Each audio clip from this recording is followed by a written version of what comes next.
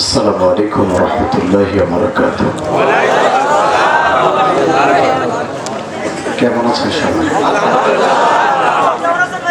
জি আলহামদুলিল্লাহ। আমি শুরুতে আপনাদের মনে হচ্ছে কষ্ট হচ্ছে, তাই কষ্ট হচ্ছে না তো? আচ্ছা, একটা তাকবীর দেব, সবাই দাঁড়িয়ে যাবেন, পারবেন তো নাকি? গলা সাফ করেন। লিল্লাহি তাকবীর। বসতে বলে নাই, এখনো যারা উঠছে না হাত ধরে তুলে দেন তো। এবার সবাই আমার দিকে চলে আসেন, এক চুল পরিমাণ জায়গা ফাঁকা থাকবে না, সবাই আমার দিকে আসেন। আউযু বিল্লাহি মিনাশ শাইতানির রাজীম। বিসমিল্লাহির রহমানির রহিম। ইয়া আইয়ুহাল্লাযীনা আমানু আমিনু বিল্লাহ। আসেন, আগে আগে আসেন, আগে এসে বসে যান, জায়গা ফাঁকা রাখবেন না। নাহমাদুহু ওয়া নাস্তাঈনুহু ওয়া নাস্তাগফিরুহু ওয়া নু'মিনু বিহি ওয়া নাতাওয়াক্কালু আলাইহি ওয়া নাউযু বিল্লাহি মিন শুরুরি আনফুসিনা ওয়া মিন সাইয়্যাতি আমালিনা। من يهده الله فلا مضل له ومن يضلله فلا هادي له ونشهد أن لا إله إلا الله وحده لا شريك له الذي أرسله بالحق بشيرا ونذيرا وداعيا إلى الله بإذنه وسراجا منيرا. فقد قال الله تعالى في كلامه المجيد وفرقانه التوحيد. সকলে মনের আবেগ উজাড় করে আমরা পড়ছি। আউযু বিল্লাহি মিনাশ শাইতানির রাজীম। বিসমিল্লাহির রাহমানির রহিম।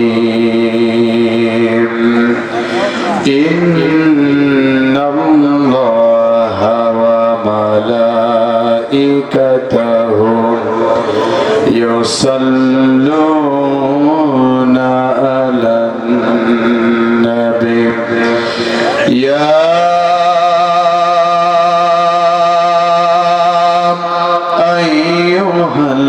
আইয়ুহাল্লাযীনা আমানু সাল্লু আলাইহি ওয়া সাল্লিমু তাসলিমা। আল্লাহুম্মা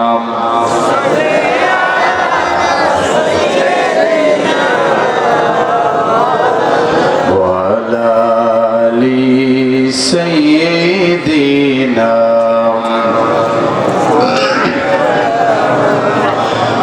মেঘময়ূরী পশ্চিমেতে যেও, আমার সালাম নবীর দেশে দিও। রওজা জিয়ারাতের আশায়, রওজা জিয়ারাতের আশায় পিয়াসী অন্তর, যেথায় আমার প্রিয় নবী ঘুমায় নিরন্তর। আল্লাহুম্মা, একটু মহব্বতে বলে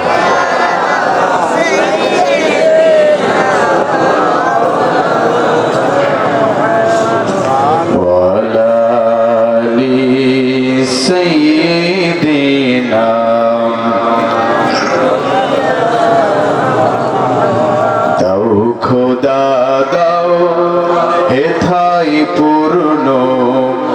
ইসলামী সমাজ দাও খোদা দাও হেথাই পূর্ণ ইসলামী সমাজ আল্লাহুম্মা সাল্লি আলা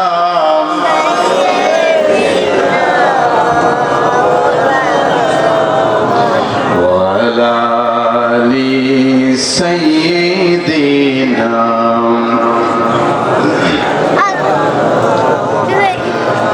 আলহামদুলিল্লাহ।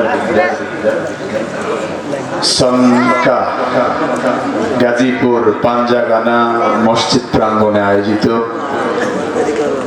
আজকের এই ষষ্ঠ বার্ষিকী ওয়াজ ও দোয়ার মাহফিল সামন্ত মুআজ্জাজ মুহতারাম সভাপতি জনাব মোহাম্মদ শহীদুল ইসলাম বিশিষ্ট সমাজ সেবক, আল্লাহ প্রিয় ভাইকে ইসলামের জন্য কবুল করুক বলেন আমিন। আজকে মাহফিলের সম্মানিত প্রধান অতিথি আমাদের অভিভাবক জনাব অধ্যক্ষ মোহাম্মদ ফজলুর রহমান মোশা ভাই, ৪ নং হোনা ইউনিয়ন পরিষদের চেয়ারম্যান, আল্লাহ তাআলা প্রিয় চেয়ারম্যান সাহেবকে কবুল করুক বলেন আমিন। আমার আগে আলোচনা করেছে আপনাদের সাতক্ষীরার রত্ন, গোটা বাংলাদেশে যার পদচারণা, আমার প্রিয় ভাই বিশিষ্ট ইসলামী চিন্তাবিদ, তরুণ প্রজন্মের আলোড়ন সৃষ্টিকারী একজন বক্তা হযরত মাওলানা মোহাম্মদ রুস্তম আলী তাওহীদি ভাই। আল্লাহ প্রিয় মুহতারামকে চলে যাবেন। আল্লাহ প্রিয় ভাইকে দিনের জন্য আরো হায়াত বাড়িয়ে দিক বলেন আমিন। সারা পৃথিবী জুড়ে কোরআনের জন্য তার খেদমতটাকে কবুল করুক বলেন আমিন। তার আগে আলোচনা করেছেন হযরত মাওলানা মোহাম্মদ বিল্লাল হোসাইন, সাতক্ষীরা থেকে ভাই আসছে। নাম না জানা এখানে অনেকের নাম দেওয়া আছে, আমি যদি নাম ঘোষণা করতে চাই মোটামুটি আধা ঘন্টা চলে যাবে, তো এত আর যাচ্ছি না, যেহেতু রাত 11টা পার হয়ে গিয়েছে। অনেক জায়গায় এই সময় মাহফিল শেষ হয় আর আপনাদের উল্টা শুরু হয়। তো যেহেতু আল্লাহ পাক রব্বুল আলামিন আমাদেরকে এতক্ষণ পর্যন্ত কোরআন এবং হাদিস থেকে কিছু কথা বলা এবং শোনার তৌফিক দান করলেন, সে মাহবুদ মেহেরবান আল্লাহ তাআলার দরবারে আমরা হৃদয়ের সমস্ত আবেগ অনুভূতি উজাড় করে প্রাণ খুলে শুকরিয়া আদায় করছি, পড়ছি আলহামদুলিল্লাহ। মুসলমানের মতো আওয়াজ দিয়ে পড়েন আলহামদুলিল্লাহ। দরুদ পড়ছি বিশ্ব মানবতার মুক্তির দূত, যার আগমনে ধন্য হয়েছে পৃথিবী, সাইয়্যিদুল মুরসালিন, মা আমিনার কলিজার টুকরা, আব্দুল্লাহর 2 নয়নের মণি, বিশ্ব নবী, বিশ্ব মানবতার মুক্তির দূত জনাবে হযরত মুহাম্মদ সাল্লাল্লাহু আলাইহি ওয়াসাল্লাম। প্রিয় ভাইয়েরা, আপনারা কষ্ট পাচ্ছেন না তো? না, আপনাদের না আবার ওইরকম না তো? মনে আছে কিরকম? বউকে ধরে আচ্ছা করে ফিরাচ্ছে, বউ উঠে বলে ভাই, মানে জাত ভাই তো হয়, ভাই তুমি আমাকে এইভাবে মারো, ব্যাপার কি, তুমি কি আমাকে রাখবা না? এখন স্বামী বেচারে উঠে বলে কিলের ওজনে কি টের পাও না? তা আপনাদের না কি ওই রকম ভাই? হুজুর ওয়াজ করেন, ওপরে কি ওয়াজ করেন, নিচে আপনার এইরকম নায়ের পক্ষে কে কে আছেন? হাত তোলেন। আচ্ছা, যদি না থাকেন, মানুষ খুব একটা বেশি নাই, তারপরেও ছোট করছি না, যেহেতু কোরআনের মাহফিলে একজন কর্মী সমান 10 জন বেঈমান সমান। এই জন্য আমি মনে করি এখানে এসেছে যারা বিশ্বনবীর উম্মতের শ্রেষ্ঠ উম্মত এখানে উপস্থিত হয়েছে, বিশেষ করে এখানে উত্তরসূরি হিসাবে মুসা আলাইহিস সালামের উত্তরসূরিরা এসেছে, এটা আমি বিশ্বাস করি। আমি এটা মানি যে ইব্রাহিমের তৌহিদবাদী সন্তানরা এখানে উপস্থিত হয়েছে। এই জন্য একজন ইব্রাহিম আলাইহিস সালাম যেমন নমরুদের সমস্ত চক্রান্তের বিরুদ্ধে রুখে দাঁড়িয়েছিল, হুঙ্কার দিয়ে বলেছিল আমি আল্লাহ ছাড়া কারো আইন মানি না, আজকে এখানে ইব্রাহিমের সন্তানেরা ঠিক একই কথার সিদ্ধান্ত নিতে হবে। আমরা কি পারবো? আল্লাহ আমাদের কবুল করুক, বলেন আমিন। কারণ ইমানদাররা তো জানে ভালো করে ইমানের এই পথটা হলো কণ্টকাকীর্ণময়, দুর্গম বন্ধুর। এ পথের বাঁকে বাঁকে আছে হামলা মামলা, আছে কেস কপাটি, জুলুম আর নির্যাতন। এই পথে পা বাড়াবে যারা, দুঃসাহসিক অভিযাত্রী হিসাবে কদম কদম সামনের দিকে এগিয়ে চলবে তারা। কথা বলেন ঠিক কিনা? ইমানের এই পথে একজন ইমানদার ও ফাঁসির কাস্টে আসতে পারে, জেলখানায় যেতে পারে, ফাঁসির কাস্টে যে জীবনটা বিলিয়ে দিতে পারে, তবুও বাতিলের কাছে মাথা নত করে না। আমার এই কথার সাথে কে কে একবার হাত তুলে বলা লাগে না? আরে এ হইলো একটা, এদিক থেকে নারায় থাকবে, ওদের থেকে থাকবে। একজন দেন দেন, একজন দেন।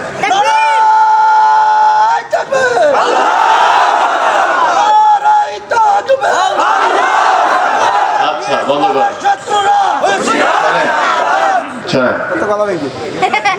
কেন দিলাম বুঝছেন? কারণ আরেকবার কেউ নারায় থাকবে, কেউ আল্লাহু আকবার। এবার একটু গোছালো হল। আরে ভাই, ইমানদাররা গোছালো তাকবীর দেবে, বেঈমানরা পালানো জায়গাটা খুঁজে পাবে না। ইমানদার ওই রকম ইমানদার হওয়া লাগবে।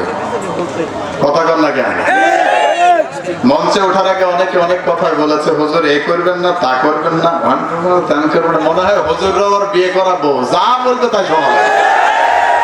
দুঃখে দুঃখে মানুষের দেখলাম না। মুসলমানের ঘরে জন্ম নিয়েছে, আল্লাহর কোরআন থেকে আলোচনা করব, সেটারও সুযোগ নাই। আশ্চর্য মুসলমান, আমি কি তাহাজ্জুদ পড়ি না? 22 বছর তাহাজ্জুদ পড়ি, প্রতিদিন 70 থেকে 80 রাকাত নফল নামাজ পড়ি, যা হুজুররাও পড়েন। কথা কন না কেন? আগেরটা ভালো ছিল, আগেরটা ভালো ছিল তো। আচ্ছা ঠিক আছে ভাই, আজকে প্রতিকূল অবস্থায় পড়ে গিয়েছে, প্রতিকূল অবস্থায় পড়ে গিয়েছে। জানেন তো, জালেমরা কোরআনের মাহফিল হোক এটা চায় না, সহ্য করতে পারে না। এদিকে ফোন লাগাবে, ওদিকে ফোন লাগাবে, অবস্থা সব খারাপ হয়ে যাচ্ছে। তবে আমাদের সিদ্ধান্ত হতে হবে একটা, যত বিপদ আসুক, যত মুসিবত আসুক, হামলা আসুক আর মামলা আসুক, যদি মেশিন গানের বুলেট দিয়ে আমাদের বুকটাকে ঝাঁঝরা করে দেওয়া হয়, তবুও পর্যন্ত ইসলামের এই পথ ছেড়ে একজন পরিবার বাতিলের পথে জীবন পরিচালনা করবো না। কথা বলা ঠিক না? এটা আমাদের সিদ্ধান্ত। আল্লাহ আমাদের কবুল করুক, বলেন আমিন। আপনাদের যাদের এখনো পর্যন্ত মন মানসিকতা আছে এই যে রোস্তম আলী তাওহীদ জামাত করে, সিয়াম মনোহরে জামাতের বক্তা মনে হয়, এই চিন্তার চেতনা যার মনের মধ্যে আছে, আমি তার দুটো হাতে হাত জোড় করে বলছি, ভাই চিন্তাটা পরিবর্তন করেন। এখানে এসেছেন কোরআন শোনার জন্য, আপনার উদ্দেশ্য যদি থাকে যে কোরআন শুনবো, যেটা আসবে ওটা মেনে নেব, এখানে যদি আপনি মারাও যান, আপনার জান্নাতের ফয়সালা বিশ্বনবী দিয়ে গেছে।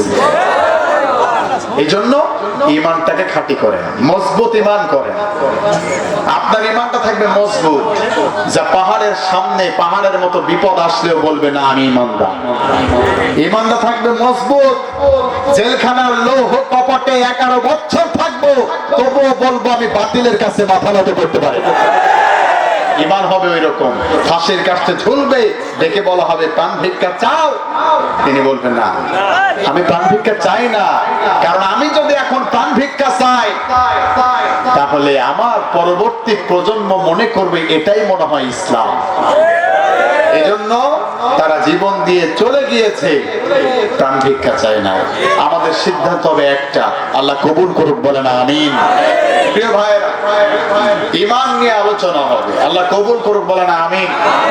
প্রথমত কয়েকটা কথা, আমি 1 ঘন্টা নয়, আর মাত্র 46 মিনিট আলোচনা করব, কষ্ট হবে না তো ভাই? আল্লাহ আমাদের কবুল করুক, বলেন আমিন। বক্তাকে আরো রাতে তুলবেন, যত রাত হবে তত বেশি তুলবেন। নিয়মটা পরিবর্তন দরকার, সংস্করণ করেন। সাতক্ষীরা কি সাতক্ষীরা কি মানুষ বাস করে না নাকি কি কষ্ট হচ্ছে নাকি আপনাদের?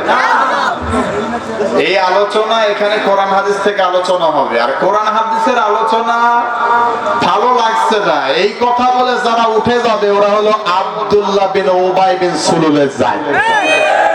এবার দেখেন কেউ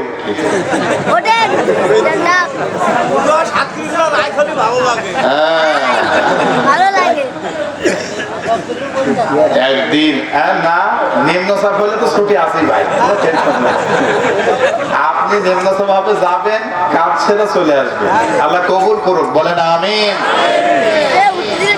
আমরা কিসের মাহফিলে এসেছি? এর আগে আমার আলোচনা সরাসরি শুনেছেন? কে কে হাত তুলেন? আচ্ছা, হাত না মানে আসেন কোরআনের পরিচয়টা আগে দিয়ে নিন। যেখানে যাই চেষ্টা করি কোরআনের পরিচয়টা তুলে ধরার জন্য। এটা হলো ভূমিকা।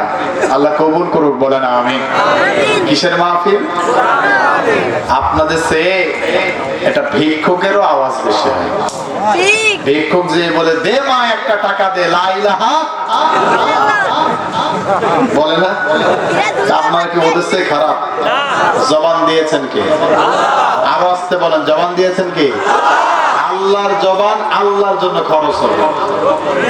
1 টাকা মিছিলে নেন। আমার নেতার চরিত্র ফুলের মতো পবিত্র, নামাজ পড়ে না, একাত্ত গাঁজা খায় 3 আটটা।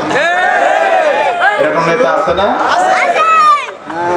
ওই নেতা স্লোগান দিয়ে দিয়ে ক্যাম্পে যে ক্যাম্প ওই যে ভোটের ক্যাম্পে যে সিগারেট টানে এক হাত দিয়ে, বাম হাত দিয়ে চায়ের কাপ, কোনটা থেকে কোনটা টান মারে বেচারা ক্যাম্প, গলাটা ভেঙে যায়। আচ্ছা বলেন তো কয়টা সব হলো? নেতার নামে মিছিল দিয়ে কয়টা স্লোগান হলো? সব হলো একটাও না। দুনিয়াটা আমলের জায়গা, দুনিয়াটা আমলের জায়গা। এখানে যদি আপনি থাকেন, কিছু যদি নাও হয়, আল্লাহর নবীর কথা যদি কেউ একটা কোরআনের আয়াত বোঝার জন্য 1 ঘন্টা ব্যয় করে 60 বছর নফল ইবাদত করলে যে সব হতো, আল্লাহ তার আমল নামে ওই সবটুকু দান করবে। 60 বছর বাঁচবো এর কোনো গ্যারান্টি আছে? আর এটাও যদি না হয়, মিনিমাম আচ্ছা আমার দিকে দেন না কেন, ওদিকে দেন কেন খলিল ভাই? হ্যাঁ আচ্ছা, তো আপনার যদি কিছু না হয়, আয়াত তেলাওয়াত হবে, এক একটা হরফে 10টা করে নেকি আপনার আমলনামায় লেখা হয়ে যাবে। তাহলে এখানে বসবেন আমলের নিয়াতে, বোঝার নিয়াতে। আল্লাহ কবুল করুক, বলেন আমিন। কিসের মাহফিল?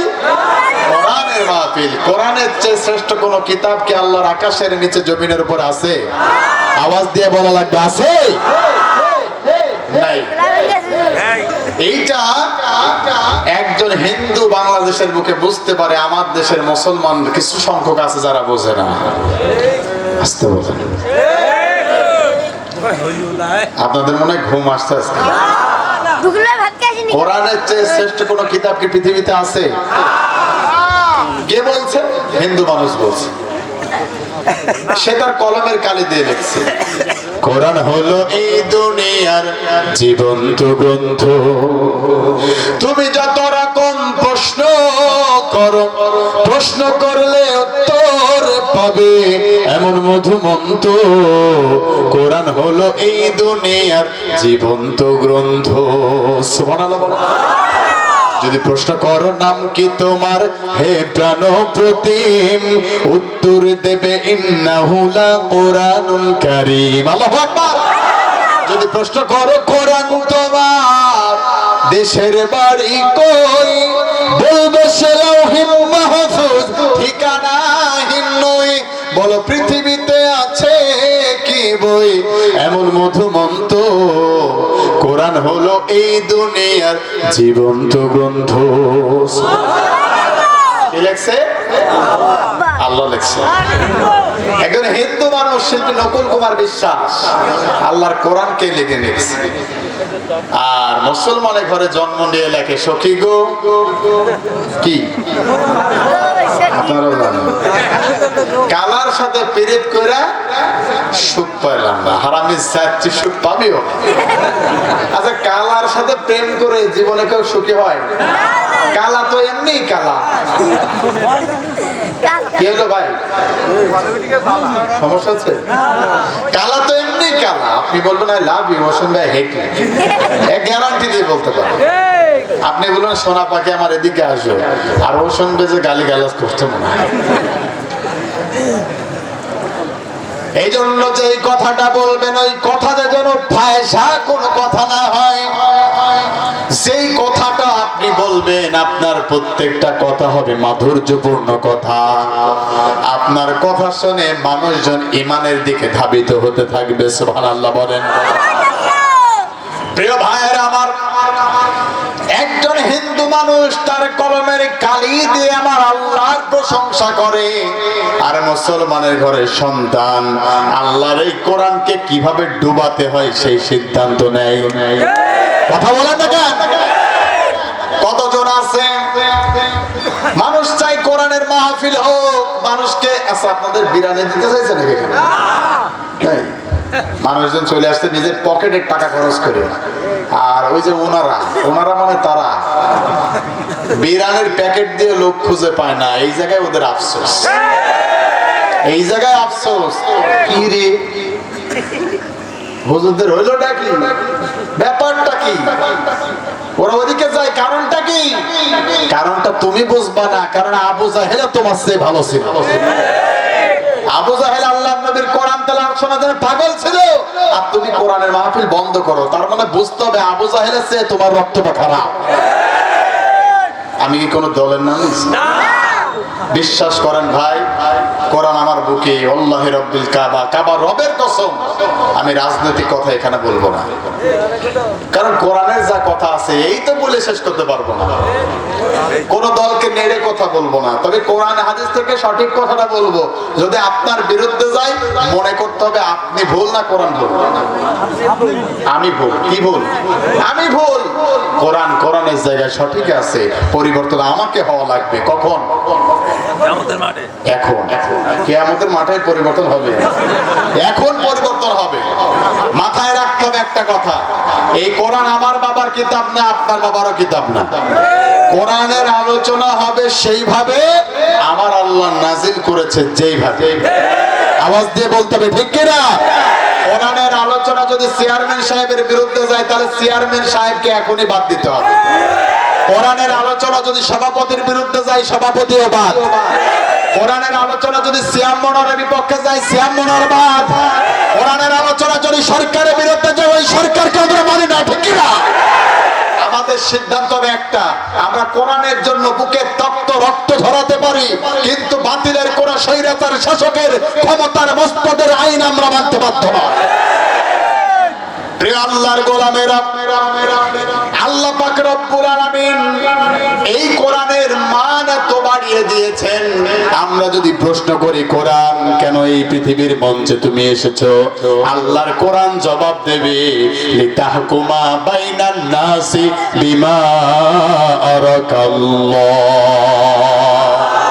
আমার আল্লাহ ডেকে বলেন, এই কোরআন আমি আল্লাহ নাজিল করেছি ফুটপথে পড়ে থাকা জীর্ণ বস্ত্র ভরা অভাগী দুঃখিনী মায়ের মুখে এক ফালি হাসি ফোটানোর জন্য কোরআন নাজিল হয়েছে। কথা বলেন ঠিক কিনা?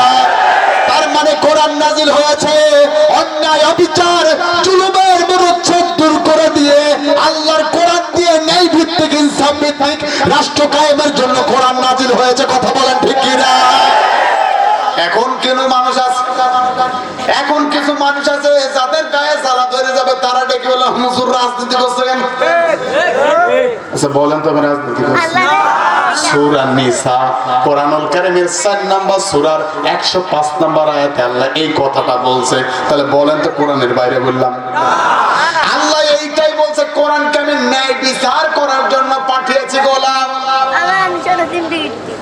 এখন সমাজের মধ্যে কিছু মানুষ আছে, তারা দেখে বলবে কোরআনের বিচার নাই, আছে না? আল্লাহ তাদের সম্পর্কে বললেন, আল্লাহ ইয়াহকুম বিমা আনজালাল্লাহু ফাউলাইকা হুমুল কাফিরুন ফাসিকুন যালিমুন। আমি আল্লাহ ঘোষণা করে দিলাম, আল্লাহর কোরআনের আইন যদি কেউ অমান্য করে, হতে পারে সে নামাজি, হতে পারে সে হাজি, মাথায় পট্টি বাঁধতে পারে, হাতে তসবিহ নিতে পারে, তারপরে আমি আল্লাহ দরবারে এলাই থেকে ফতোয়া দিলাম, ওরা টাটকা বেঈমান কাফের ফাসিক জালেম, ঠিক কি না? ফতোয়া কার? সিয়াম মনোহরকে রাইট করেন না ভাই, সিয়াম মনোহর বাবার কথা বলছে না, বলছে কার কথা? একই কথা আল্লাহ তিনটা আয়াত দিয়ে বুঝিয়েছেন, তিনটা। এরপরেও কিছু মানুষ আছে বললো হুজুর রাজনীতি করছে, হুজুর ভালো না। আমিও তাহিরের মতো বলবো, আমি তো ভালো না, পারি, বলি না এগুলো, কারণ আল্লাহর শানে নবীর শানে গানে তো অভাব নাই, ঠিক না? ঠিক। আমাদের নিজেদের লেখার গান নিজেরাই বলি, পণ্যের ধার করা গান আমরা বলি না। আমরা বলি এইরকম শোনোবাট পার তুমি, আর না আমরা বলি অন্য গান, যেই গানের সুর, যেই গানের কলিতে কলিতে প্রত্যেকটা হরফে হরফে শব্দে শব্দে সওয়াব। তোমার নামে যদি গান গাওয়া হয়, গান সুন্দর হয়। তোমার নামে যদি গান গাওয়া হয়, গান সুন্দর হয়। সুবহানাল্লাহ বলবেন। এগুলো আল্লাহর গান, এই গানগুলো গাইলেও সওয়াব, শুনলেও সওয়াব। আর আমরা তো এখন এগুলো শুনি না, আমরা শুনি ছাকা নাকা ধাক্কা ধাক্কা, দেহ তোলে না, দেহও তোলে না, মনও তোলে না, শুধু শয়তানে আর শয়তানে। কথা বলে না কেন? আমাদের গান, আমাদের চলা, আমাদের ফেরা, আমাদের বলা, আমাদের দেখা সবটাই হবে আল্লাহর জন্য, ঠিক কি না? প্রিয় আল্লাহর গোলামেরা, এখন ওই মানুষটা ডেকে বলল আমি আল্লাহর কোরআনের বিচার মানি না। মনে আছে? কোরআনের বিচার মানি না, কি করতে চাচ্ছ? ওই কোরআনকে পুড়িয়ে ভস্ম করে ফেলবো, এরকমের জালেম স্বৈরাচার দুনিয়ার বুকে আছে না নাই?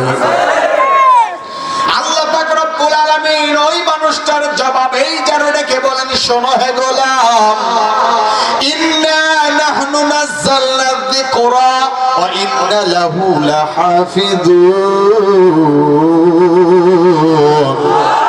যদি আগুন লেগে ধ্বংস হয়ে যায়, যায় যায়, ধ্বংস হয়ে যায়, যদি আগুন লেগে ধ্বংস হয় পৃথিবীর সব বইয়ের দোকান, তবু বিশ্ব দেখে হারাবে না পবিত্র কোরআন। করবে কেমন করে কোরআন ধ্বংস আগুনের হতেজ, করবে কেমন করে কোরআন ধ্বংস আগুনের হতেজ। আছে বিশ্বে অগণিত কোরআনের হাফেজ, ঠিক না? তারা ছাপিয়ে আসমানি গ্রন্থ, ছাপিয়ে আসমানি গ্রন্থ, বাঁচাবে কোরআনের মান, তবু বিশ্ব থেকে হারাবে না পবিত্র কোরআন। পাকিস্তানের যে আপনাদেরকে বিশ্বাস হয় যে আল্লাহর কোরআন পড়ানো যাবে না? ঢাকায় যখন 2000 বলবো 5ই মে ডেটটা কি আপনাদের মনে আছে? ওই ডেটে আমি ছিলাম শাপলা চত্বরে। তো ওই দিন কিছু মানুষ আল্লাহর কোরআনকে আগুনের মধ্যে ফেলেছিল, সেটা নিজ চোখ দিয়ে দেখতে পেয়েছিলাম, কিন্তু কিছু করতে পারি না। কিন্তু বিশ্বাস করেন, এতটুকু শিওর হয়েছিলাম ওরা আর যাই হোক বাংলাদেশের কোন মুসলিম ঘরের পুত্র ওরা না, ওরা সব হায়ার করা মানুষ। কথা বলেন না কেন? বাংলাদেশের একটা হিন্দু পর্যন্ত আল্লাহর কোরআনের বিরুদ্ধে অবস্থান নিতে পারে না। আপনি কোরআনকে ফেলে দেন, একটা হিন্দু ভাই যদি কোরআনের গায়ে আঘাত দেয়, আর এক হিন্দু ভাই যায় তাকে পিটাবে। আমার দেশের হিন্দু ভাইয়েরা পর্যন্ত কোরআনের পাগল। এখনো পর্যন্ত আমাদের মা বোনেরা, যে সমস্ত হিন্দু মায়েরা আছে, বোনেরা আছে, এই টুপিটা দেখলে তারা তাদের শরীরে কাপড়টা টেনে দেয়, কারণ তারা ইসলাম বোঝে। আমি একটা গাড়ি কিনেছি কিছুদিন আগে, একটা পালসার গাড়ি ভাই, মানে মাইক্রো না, আপনাদের চোখ দেখে মনে হচ্ছে মানে মাইক্রো কিনেছে না, ওই রকম। আমরা তো কিনি না কিছু, বুঝছেন? আমাদের সব গিফট করে মানুষের। এটা আমির হামজা ভাইকে গিফট করলো না, গিফট করে। জুতাটা পর্যন্ত মানুষ কিনে দেয়। সম্মান দিয়েছেন কে? তো গাড়িটা কিনলাম, গাড়িটা হিন্দু ভাই, ও কিছুদিন ইউজ করেছে, তারপর এটা নেওয়া হয়েছে। তারপরে গাড়িটা আমি আবার বিক্রি করে দিয়েছি। তো ওই হিন্দু ভাই, আমি এখনো নাম্বারটা তার আছে, আমি যদি ফোন দিই আমার সালাম দেওয়ার আগে উনি আমাকে সালাম দেয়। সুবহানাল্লাহ বলবেন। উনি কি হিন্দু? তা আমি বলছি ভাই তাহলে আগামীকালকে আপনি অন্য জায়গায় আসেন চুয়াডাঙ্গায়। তো বলছে ইনশাআল্লাহ ভাই আমি পৌঁছে যাবো। আপনি কথা শুনে মনে হবে না যে উনি হিন্দু, নাম দেখেই মনে হবে। এই জন্য বাংলাদেশে অনেক হিন্দু ভাইয়ের আছে যাদের ওই মুসলমানের ঘরে থাকতে থাকতে, পাশে থাকতে থাকতে তারাও আপনিও এত ছোড়া জানেন না, ওরা যত ছোড়া জানে কোরআন। এরকম আছে না নাই? এই সম্পৃক্ত এই সুন্দর দেশটা দান করেছেন কে? আমি ভালোবাসি তোমাকে, তুমি ভালোবাসো আমাকে, এসো আমাদের দুজনার ভালোবাসা বিলিয়ে দিয়ে এই দেশটাকে। বলেন আমি। আমার হিন্দু ভাইদেরকে আমরা ভালোবাসি। আজকে আপনাদের মেম্বার সাহেব বলছিল হুজুর এতগুলো প্রোগ্রাম হয়, হিন্দু ভাইদের প্রোগ্রামে যাওয়া লাগে, মুসলমান ভাইদের প্রোগ্রামে যাওয়া লাগে। আপনি যাবেন না কেন? অবশ্যই যাবেন, এটা আপনার দায়িত্ব। তাদের কোনো সমস্যা হলে এটা আপনি দেখবেন, মুসলমানদের সমস্যা হলেও আপনি দেখবেন। আল্লাহ আমাদের কবুল করুন, বলেন আমি। তাহলে কোরআন যে পড়ানো যাবে না এই ব্যাপারে আপনারা কি একমত? আসতে বলেন, আরো আসতে আসতে বলেন, যত আস্তে কথা তো জোরে বলেন, আমরা সব উল্টা। প্রিয় ভাইয়েরা আমার, আল্লাহর কোরআন এমন একটা কিতাব, দুনিয়ার সমস্ত কিছু আপনি আগুনে পুড়িয়ে ফেললেও ফেলতে পারেন, আফসোস নাই, অবিশ্বাস করি না। কিন্তু আল্লাহর কোরআন এমন একটা কিতাব, এই কিতাবকে দুনিয়ার সমস্ত আগুন যদি একত্রিত করেন, জ্বালানোর পর আবার যদি আগুনের রং পরিবর্তন করেন, আগুনের রং পরিবর্তন হতে পারে, আমার আল্লাহর কিতাব পরিবর্তন হবে না। পাকিস্তানের জিয়া বুক পকেটে একটা কোরআন নিয়ে তিনি বিমান পথে যাচ্ছিলেন, সাক্ষ্য হয়ে রয়েছে তামাম পৃথিবী। তিনি ওঠার পরে বিমানটা ব্লাস্ট হয়েছিল, হওয়ার পর সব পুড়ে ছাই, ওর বুক পকেটে যে কোরআন ছিল ওই কোরআন পুড়ে নাই। যেমন পাকিস্তানের জিয়া মরল দুর্ঘটনায় ভাই, বিমান পুড়ে ছাই হয়েছে, আল্লাহর কোরআন পড়ে নাই। এই যে আমার বিশ্ব নবীর সাধনার ধন, বিশ্ব নবীর সাধনার ধন, নকুল কয় রব্বুলের দান, তবু বিশ্ব থেকে হারাবে না পবিত্র কোরআন। সুবহানাল্লাহ। মনে হয় যে কোন মুসলমান হিন্দু মানুষ লিখছে, মনে হয় না, কিন্তু হিন্দু মানুষ লিখেছে। আল্লাহ আমার প্রিয় নকুল কুমার ভাইকে হেদায়েতের পথটাও যেন দেখিয়ে দিক, বলেন আমিন। প্রিয় ভাইয়েরা আসেন, সেই কোরআন থেকে আলোচনা হবে। আপনারা কষ্ট পাচ্ছেন না তো? আমি আপনাদের সামনে কি হলো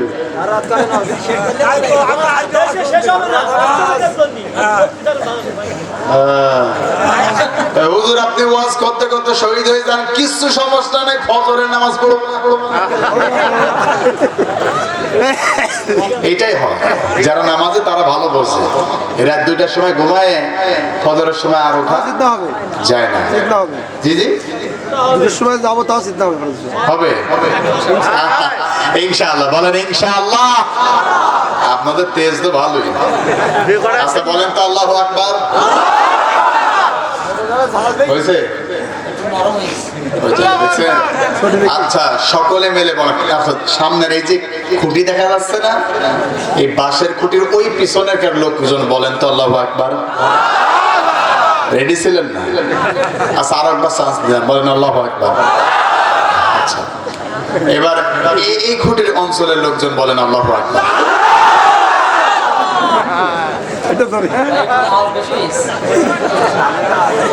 কাছে তাই? আচ্ছা ঠিক আছে।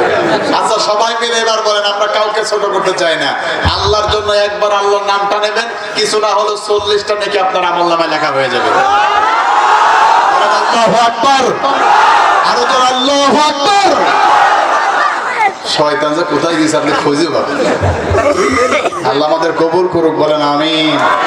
কোরআন থেকে আলোচনা হবে। আমি আপনাদের সামনে মহাগ্রন্থ কোরআনুল কারীমের 4 নম্বর সূরা, যেহেতু রুস্তম আলী ভাই এই 2-3 জন লোক উঠলো কেন?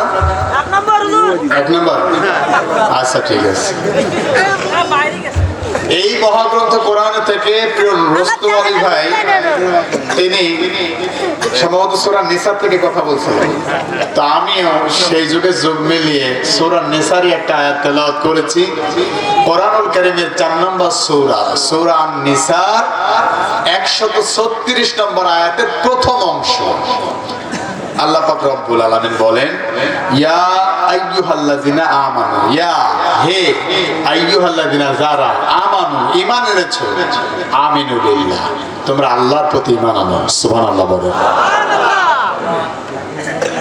কথাগুলো ভালো করে বুঝবেন, আল্লাহর কথার ভিতরে কিন্তু কৌশল আছে।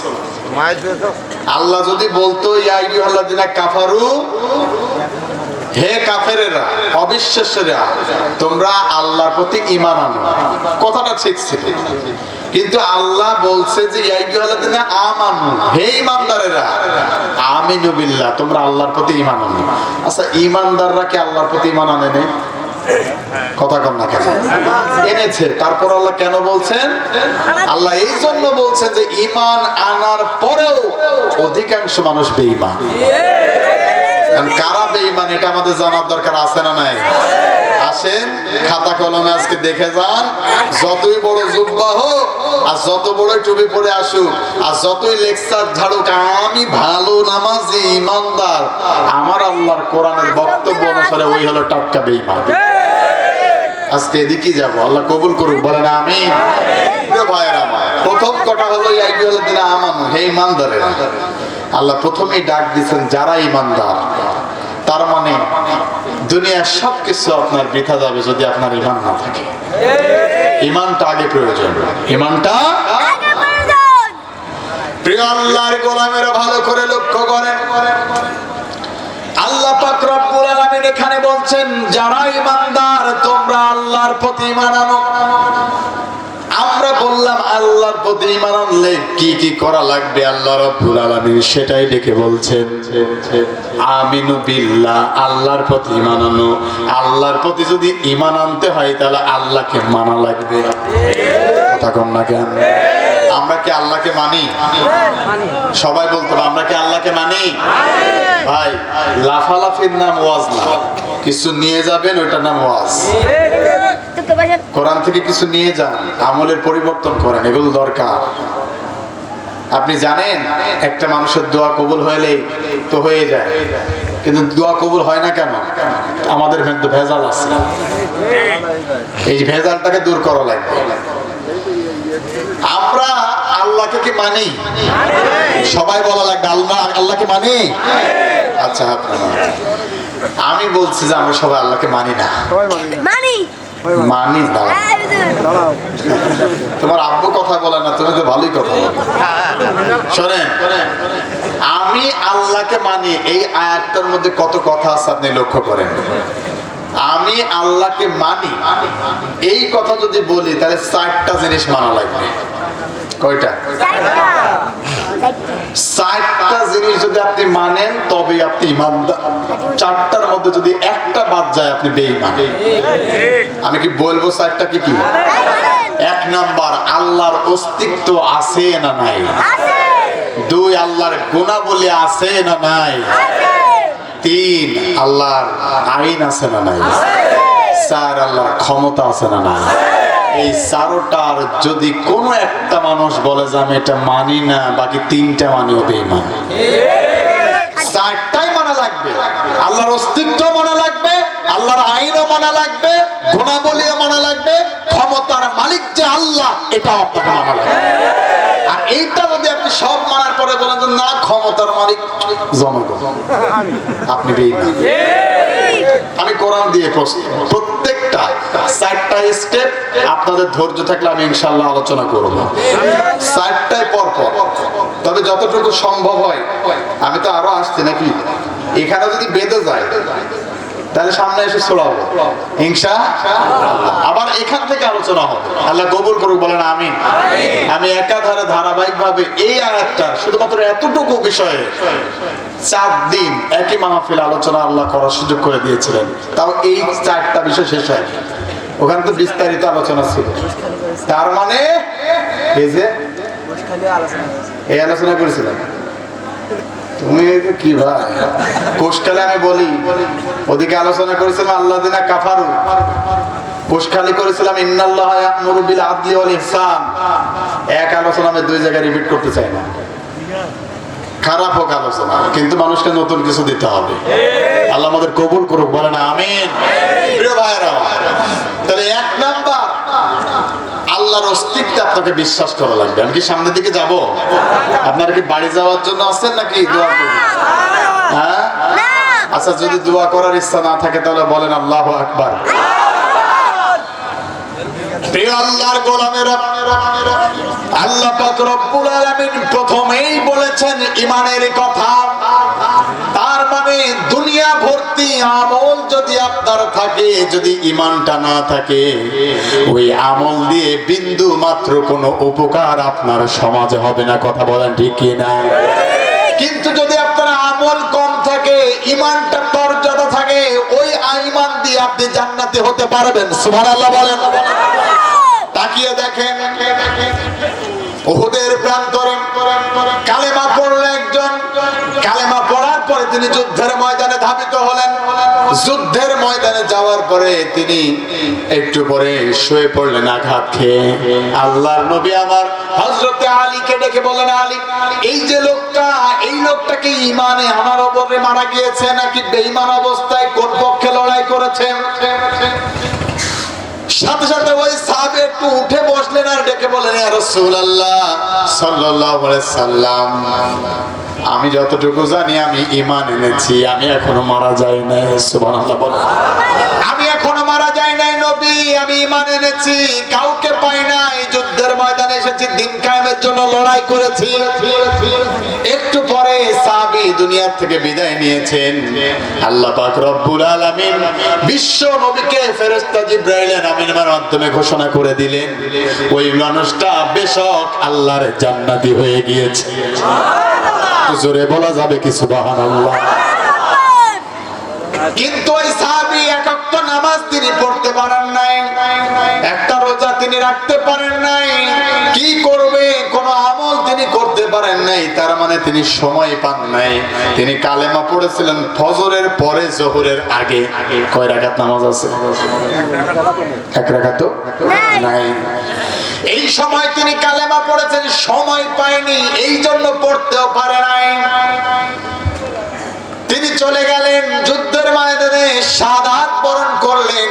আল্লাহর নবী ডেকে বললেন, আমার সাহাবীরা রে, জীবন্ত আল্লাহর জান্নাতি মেহমান যদি দেখতে চাও, আমার এই মেহমানের দিকে তাকিয়ে দেখো। সুবহানাল্লাহ।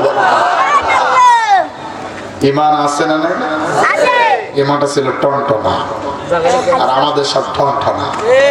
মসজিদ যখন কাঁচা ছিল, মুসল্লি তখন পাকা ছিল, আর এখন মসজিদ হয়েছে টাইলসের উপর টাইলস, মুসল্লি হয়েছে সব টাইলস, সব কাঁচা। এরকম আছে না? নাই অনেক আছে। প্রিয় আল্লাহর গোলামেরা, অপর পৃষ্ঠায় তাকিয়ে দেখেন মাদার তেরেসা। কি নাম? Mother Teresa. যত রকমের ভালো কাজ তিনি করেছেন, কিন্তু ঈমান আছে না? সমস্ত ভালো কাজগুলো জিরো। আর এই সাহাবী ঈমান এনেছেন, ঈমান আনার সাথে সাথে আল্লাহ দিন কায়েমের জন্য লড়েছেন, মারা গিয়েছেন। আল্লাহ রাব্বুল আলামিন তাকে জান্নাতের সুসংবাদ দিয়েছেন। তাহলে এখান থেকে বোঝা দরকার, ঈমানটাকে টনটনা করা লাগবে, ঈমানটাকে টনটনা করা লাগবে। আপনার দুনিয়া ভর্তি আমল দিয়ে আল্লাহ কিচ্ছু দেখবেন না। আল্লাহ দেখবেন আপনার আমলের ভিতরে শিরক আছে কিনা, আপনার আমলটা নির্ভেজাল কিনা, এটাই আল্লাহ দেখবে। কথা বলেন না কেন? ঈমানটা যদি আপনার নির্ভেজাল হয়, আপনি জান্নাতি হয়ে যাবেন আল্লাহর কোরআনের অনুযায়ী। সুবহানাল্লাহ বলেন। কিন্তু আমরা আজকে ইমানদার হয়ে গেছি ভেজাল। 5টা টাকা দিয়ে আমাদের ইমানটা কিনে নেওয়া যায়। একটা বিড়ি আর একটা সিগারেট খাওয়ায়, আর যে বলে অমুক জায়গায় সিলমার গলামকে সিল মেরে দেই, বাস শেষ। আছে না নাই? আরে ভাই, ওই সিলটাও আপনার ইমানের পরিচয়। আপনি ভালো মানুষকে যদি সাপোর্ট করেন, কবরের বাড়িতে যদি আপনি চলে যান, ওই ভালো মানুষটা যত ভালো কাজ করবে, প্রত্যেকটা ভালো কাজের নেক জাযা খায়ের আপনার কবরে আপনি শুয়ে শুয়ে পাবেন। অপর পৃষ্ঠায় খারাপ যদি করে, তাহলে খারাপটাও পাবেন। দুনিয়াটা অল্প সময়ের জন্য, আল্লাহর গোলাম, অল্প সময়ের জন্য। এই সময়টাকে কাজে লাগান। মনটা আপনার ব্যাকুল হয়ে থাকে কাজের জন্য, পাগল পাড়া হয়ে থাকে। আপনি যদি আল্লাহর কোরআনের জন্য একটু সময় করে দেন, আমার আল্লাহ আপনাকে কবুল করে নেবে। সুবহানাল্লাহ বলেন। তাহলে ঈমান হতে হবে কি? তাজা ঈমান হতে হবে। আপনার কি কষ্ট পাচ্ছেন ভাই? কথা কন না কেন? আলোচনা কি আর শোনার দরকার নেই? হের ফের এরকম নড়াচড়া, কেউ খাচ্ছে কেউ খাচ্ছে না, এই অবস্থা কেন? কোরআন ফাস্তামিউ, কোরআনের আলোচনা যখন হবে চুপ করে শোনা লাগবে। দুনিয়ার সব কাজ বাতিল, হারাম, কোরআনের আলোচনায় চলবে। কথা বলেন ঠিক কি? যাবে যদি জীবন যাকে না, পৃথিবীর মায়া জালে পড়ে থাকে না। যার হাতে গড়া আমার এই জীবন, তার হাতে যদি হয় আমার এই মরণ, সে মরণ শাহাদাত, আলোকিত আখিরাত। কোরআনের ভাষায় যার মরণ হয় না। কথা বলেন ঠিক কি না? প্রিয় আল্লাহর গোলামেরা, তাহলে লক্ষ্য করেন, 1 নম্বর, আমরা কি আল্লাহকে মানি? আরে আমরা কি আল্লাহকে মানি? একটু সুযোগ দেন, সময় দেন। না 12টা বেজে গেছে, একটু সুযোগ দেন। হ্যাঁ, বুঝলাম না তার কথা।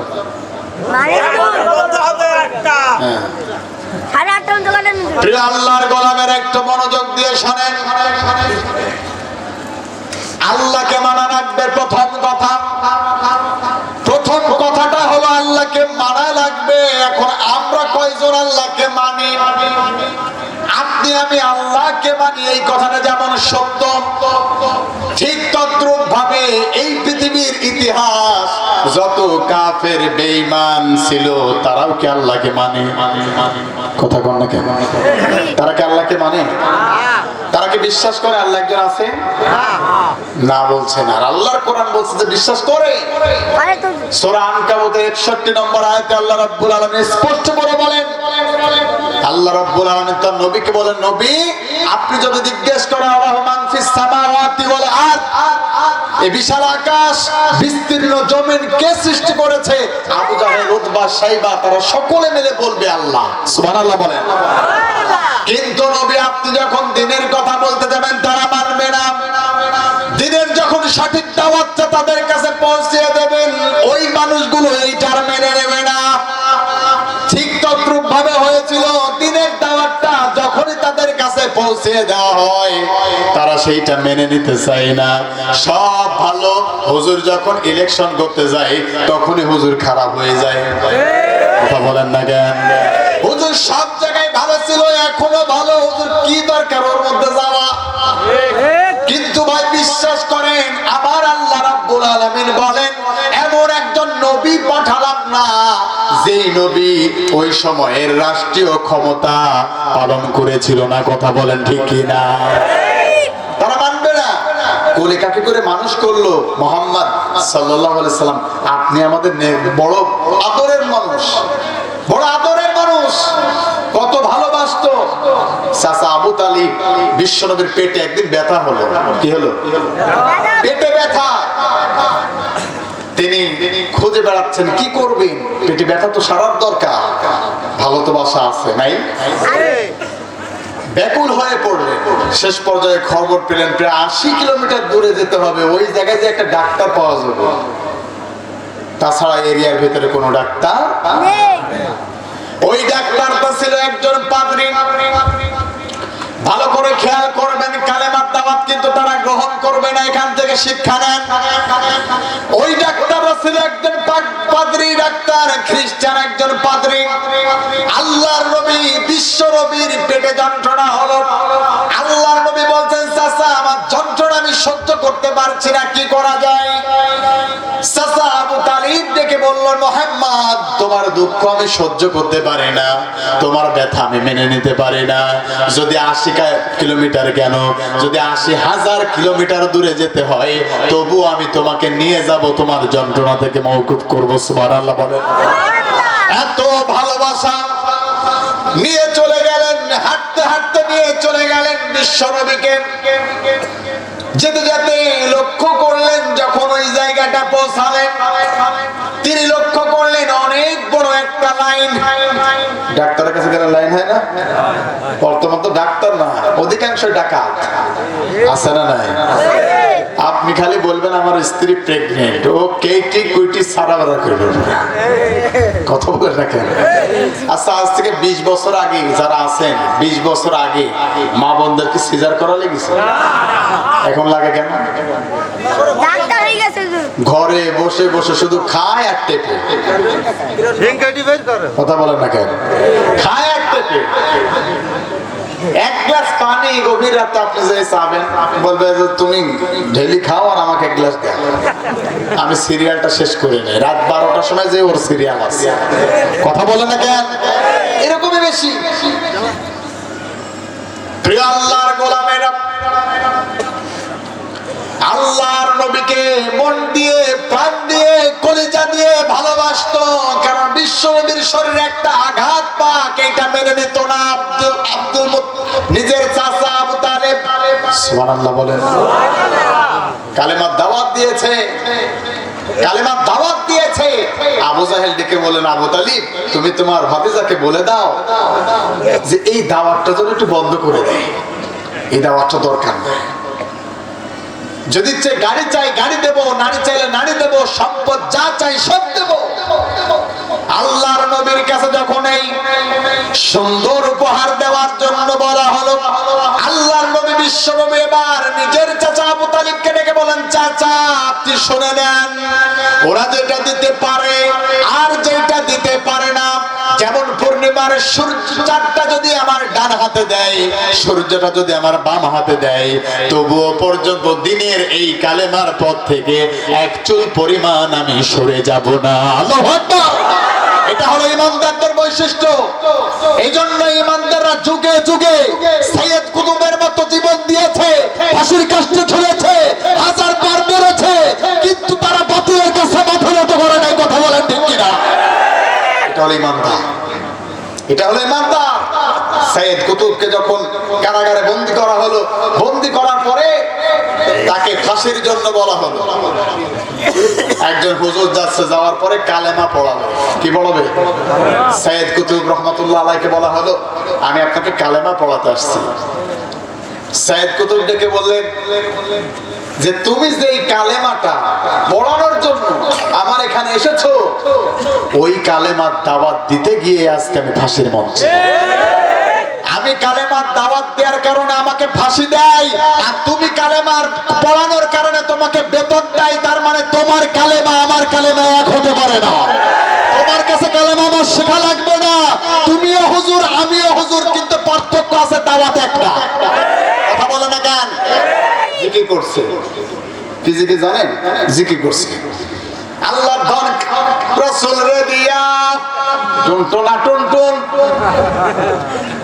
রাসূলের ধন খাজাই পায়া বৈশা আছে আজমেরে, কেউ পারে না খালি হাতে। বাবারে তো দরবার থেকে আমাদের প্রিয় তাহিরি ভাই গান গাইবে। আচ্ছা বলেন, দরবার কার আছে? একমাত্র দরবার কার? আল্লাহর দরবার। আল্লাহ পারে, আল্লাহ সব করে দিতে। এই জিকির করলে আপনাকে যে সমস্ত বেঈমান আছে, ইসলামের দুশমন আছে, আপনার কিচ্ছু করবে না, কিচ্ছু করবে না। হ্যাঁ হ্যাঁ, কালেমার হট কথাটা যদি পৌঁছিয়ে দেন।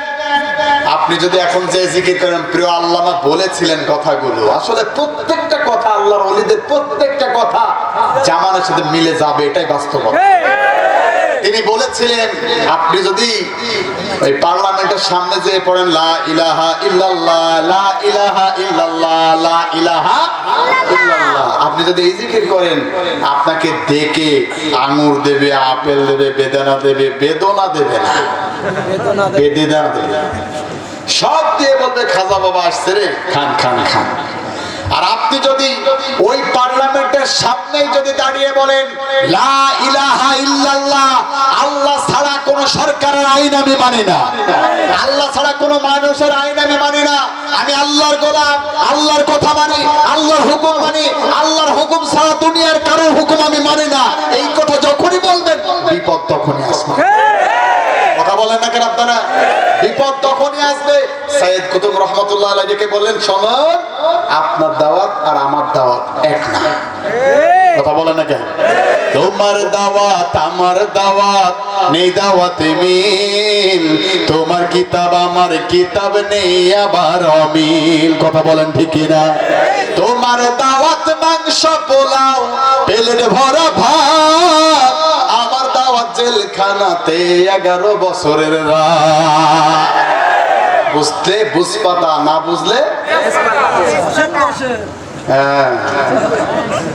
সৈয়দ কুতুব রহমতুল্লাহ আলাইহি তিনি ডেকে বলেন শোনো, আমার এই দাওয়াতটা জালিমের বুকে যে আঘাত করেছে আর আপনার কালেমাটা জালিমের বুকে মানানসই সুন্দর লেগেছে, তাহলে বুঝতে হবে আপনার দাওয়াত আমার দাওয়াত এক। প্রিয় আল্লাহর গোলামের, আল্লাহর নবী তাদের সিদ্ধান্ত, তাদের কথা ফোর্স করে দিলেন, মেনে নিলেন না। দেখে বললেন তোমাদের এই সিদ্ধান্ত আমি মানি না, যদি পূর্ণিমার চাঁদটা আমার ডান হাতে দাও, সূর্যটাকে বাম হাতে দাও, তবুও আমি কালেমার দাওয়াত ছেড়ে দেব না। সুবহানাল্লাহ বলো। প্রিয় আল্লাহর গোলামেরা, সেই নবীকে ভালোবাসা কিন্তু কম দেয় নাই আবু তালিব। নিজের কাঁধে করে, কাকে করে, কোলে করে, বুকে নিয়ে চলে যাচ্ছে 80 কিলোমিটার দূরে। কম ব্যাপার? হেঁটে যাচ্ছে 80 কিলোমিটার দূরে। যখন তিনি 80 কিলোমিটার দূরে চলে গেল, যাওয়ার পরে দেখছে বিশাল একটা লাইন। আবু তালেব এবার দাঁড়িয়ে গেল লাইনে। দাঁড়ানোর পরে আল্লাহর নবী এবার ছোট্ট শিশু মুহাম্মদ রাসূলুল্লাহ সাল্লাল্লাহু আলাইহি সাল্লাম তিনি ডেকে বলেন চাচা, ক্ষুধার যন্ত্রণায় তো শেষ হয়ে গেলাম, এতখানি পথ আসলাম, খাওয়ার তো কিছুই পাইলাম না, একটু ব্যবস্থা করেন। একটু ব্যবস্থা করেন। আল্লাহর নবীর এই কথা শুনে আবু তালিব ডেকে বলেন তাহলে ভাতিজা শোনো মুহাম্মদ সাল্লাল্লাহু আলাইহি ওয়াসাল্লাম, তাহলে তুমি আমার এই জায়গাটা লাইনে দাঁড়িয়ে থাকো, তুমি এই জায়গায় লাইনে দাঁড়িয়ে থাকো, খবরদার হাত তুলবা না, কারণ ওই সময় ডাক্তার ওখানে লেখা ছিল পিছন থেকে হাত তুলে ইশারা করা যাবে যাবে, কিন্তু আমাদের পিছন থেকে হাত তোলা দরকার নাই, পিছন থেকে 500 টাকা বের করে দিলে সিরিয়াল আগে কতক্ষণ না কেন। ওই সময় সিস্টেম ছিল হাত তোলা যাবে না, ওই সময় সিরিয়ালের সময় হাত তোলা যাবে না। আল্লাহর নবী দাঁড়ানো অবস্থায় আছে, যদি হাত তোলে তার বিপদ আছে, এটা হলো ডাক্তারের নিয়ম। আবু তালিব চলে গিয়েছে, যাওয়ার পরে এবার ঘুরে ফিরে আসে, ঘুরে ফিরে আসার কারণে খাবার যখন নিয়ে আসতে যায় একটু দেরি হয়ে গিয়েছে।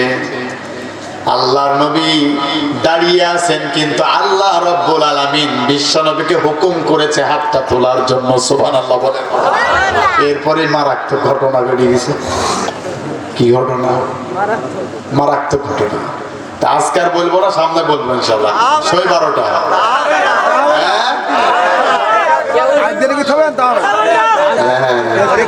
আচ্ছা শোনেন, তাহলে এই জায়গাটায় থাক, আমরা শেষ বেলায় বলে যাবো ইনশাআল্লাহ। চলে যাবেন আগে আগে তা হবে না। ওই যে দেখেন দৌড়াই, ও ইশারা করছে হুজুর যাবো না। সুবহানাল্লাহ বলেন। আল্লাহ আমাদের কবুল করুন, বলেন আমিন।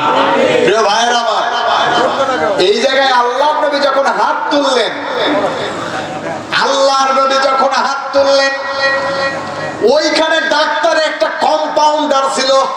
বর্তমানে থাকে কি থাকে না? কম্পাউন্ডার হাত তুলে আসছে আল্লাহর নবীকে মারবে এমন একটা অবস্থায়, দৌড়িয়ে চলে আসছে আল্লাহর কি ইচ্ছাস, ওই যখন আসতে যাচ্ছে আল্লাহর নবীকে মারবে এমন একটা অবস্থায় আল্লাহ রাব্বুল আলামিন তার হাতকে হুকুম করে দিয়েছে, শরীরটাকে হুকুম করে দিয়েছে, থমকে দাঁড়াও, নড়বা না। সুবহানাল্লাহ বলে। শুধু ও নয়, ওই চত্বরে যারা ছিল সবাই থমকে দাঁড়িয়ে গিয়েছে, কেউ আর নড়ে না, হাত এভাবে তুলে আছে। ডাক্তার এভাবে কলম নড়ছে, কলম এভাবে ঠিকই আছে, সবাই থমথমে অবস্থা, বোঝায় না কি অবস্থা হয়েছে। এরপরে হ্যাঁ খুব মিস কল দিছে ভাই, না ডাইরেক্ট কল? ও আচ্ছা আচ্ছা, হ্যাঁ শেষের দিকে ইনশাআল্লাহ। শোনে, এরপরে আল্লাহর নবী সাল্লাল্লাহু আলাইহি ওয়াসাল্লাম এমন একটা কাজ করলেন, যেই কাজ করার পরে এইখান থেকে থমকে দাঁড়িয়ে থাক, আমরা বলবো ইনশাআল্লাহ, থমকে দাঁড়িয়ে থাক, আমরা শেষ বেলা ছড়িয়ে বাড়ি যাবো ইনশাআল্লাহ। আল্লাহ কবুল করুক বলে না আমি ভাই, কষ্ট হচ্ছে আপনাদের, একটু জোরে বলা যাবে কি আল্লাহু আকবার? প্রিয় আল্লাহর গোলামেরা, আবু জাহেলরা আল্লাহকে মানতো, আল্লাহ রাব্বুল আলামিন এই কথাটাই ডেকে বলছেন। প্রথম দলিল, এক নাম্বার দলিল, কাফেররা আল্লাহকে বিশ্বাস করত। এক নাম্বার দলিল হলো আল্লাহ পাক রব্বুল আলামিন কোরআনুল কারীমের সূরা আনকাবুতের 61 নম্বর আয়াত নাযিল করে কথা বলে দিয়েছেন, সুবহানাল্লাহ বলেন। দুই নাম্বার দলিল বুখারী শরীফের হাদিস, আল্লাহর নবী দীর্ঘদিন ধরে এই কোরআন আল্লাহর নবীর উপরে নাযিল হয়। আল্লাহর নবীর উপরে যখন কোরআন নাযিল হয়েছে তিনি বাড়ির দিকে গিয়েছেন, যাওয়ার পরে ঘরে নক করেছেন, খাদিজা দরজাটা খোলো। আল্লাহর নবী একবার দরজাটা নক করতে দেরি হয়েছে, হযরতে খাদিজার দরজা খুলে দিতে দেরি হয় নাই, সুবহানাল্লাহ বলেন। আল্লাহর নবী প্রবেশ করলেন, প্রবেশ করার পরে ডেকে বলেন, খাদিজা ঘুমাওনি নাকি?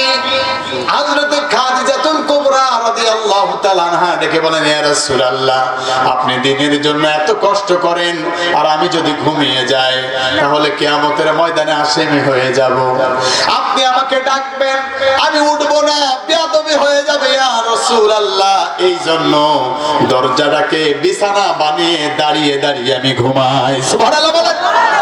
মা বোনেরা শিক্ষা নেন, এইরকম স্বামী খেদমত করা লাগবে, এরকম স্বামী খেদমত করা লাগবে। ওই ছোট্ট কুটিরে খাদিজা তখনও ইসলাম গ্রহণ করে নাই। আল্লাহর নবী ডেকে বলেন, আমার খুব খারাপ অবস্থা খাদিজা, কি করা যায়? আমার তো ভয় হচ্ছে, আমি না মারাই যেতে পারি। আল্লাহর নবীকে এবার ওই খাদিজা কালেমা পড়ে নাই, তারপরে ডেকে বলছেন, ইয়া রাসূলুল্লাহ, আল্লাহি আল্লাহি, রবের কসম, রবের কসম, যে আল্লাহর জন্য আপনি এত কষ্ট করেন, ওই আল্লাহ আপনার কোনো খারাপ কিছু করবেন না। সুবহানাল্লাহ বলেন। প্রমাণ পাওয়া গেল এখানে বুখারী শরীফের শুরুর দিকে হাদিসটা। তাহলে খাদিজা কালেমা পড়ে নাই, তারপরও এতটুকু বোঝা গিয়েছে হযরতে খাদিজাতুল কুবরা রাদিয়াল্লাহু তাআলা আনহা বিশ্বাস করত আল্লাহ বলতে একজন আছে। কথা বলেন না কেন? এরপরে আসেন, নীল নদে যখন পানি শুকিয়ে গেল, প্রেসিডেন্ট ফেরাউন দৌড়িয়ে চলে গেল, অর্থাৎ তার কাছে যখন জনগণ চলে গেল, যাওয়ার পরে বলেন, আপনি আমাদের রব। আপনি যেহেতু আমাদের রব, আপনার কাছে আমরা পানি চাইতে এসেছি, নীল নদে পানি নাই, নিয়ে এসে দেন। রব যেহেতু দেওয়া তো লাগবে। রাতের অন্ধকারে চলে গেল, একটা ছোট্ট গুহার মতো জায়গায় যেয়ে বলছেন, আল্লাহ তুমি ছাড়া কেউ রব নাই, আমি যে কয় নাম্বার সিটার এটা আমি ভালো জানি। সুবহানাল্লাহ বল। আল্লাহ দয়া করে তুমি আমার কথা অনুপাতে আমি তাদের সামনে বলবো পানি আয়, চলে আসবে। আল্লাহ এই সুযোগটা করে দাও, আমি আখিরাতে কিচ্ছু চাই না। নাউজুবিল্লাহ বলেন।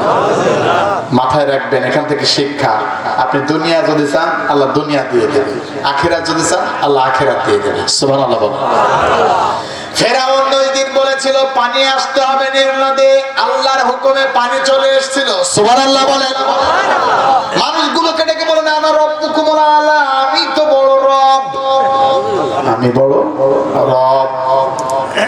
এই কথা যখন ফেরাউন ডেকে বললেন, এই কথা বলে পানি চাওয়ার পরে যখন সে বিদায় নিচ্ছে, হঠাৎ করে সাদা একটা জুব্বা পরা বিশাল ধরনের লোকের সাথে তার দেখা। ব্যাপার কি, তুমি এখন এখানে কেন? কেউ তো জানে না আমি এখানে এসেছি, তুমি কে? কয় আমি একজন লোক, আমি তোমাকে অনেকদিন ধরে খুঁজছি, পাচ্ছি না।